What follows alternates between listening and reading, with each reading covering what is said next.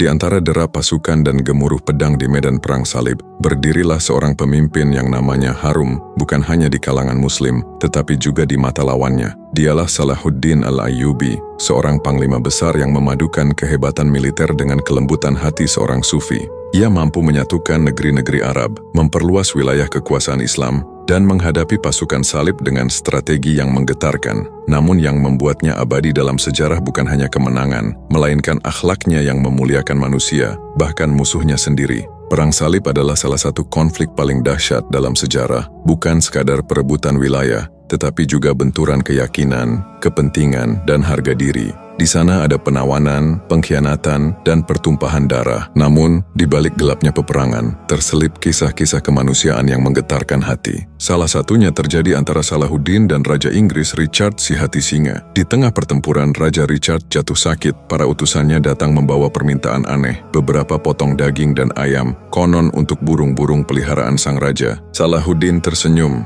Ia tahu makanan itu sebenarnya untuk Richard yang sedang lemah dan membutuhkan gizi. Tanpa ragu, ia mengirimkan bukan hanya daging dan buah-buahan, tetapi juga es untuk membantu menurunkan panas sang raja. Di medan perang, ia tetap memilih menjadi manusia sebelum menjadi musuh. Kisah lain datang dari seorang ibu Nasrani yang bayinya diculik. Tangisannya menggema di malam yang sunyi. Ia diarahkan untuk menghadap Salahuddin, karena semua orang tahu, Sultan ini berhati besar.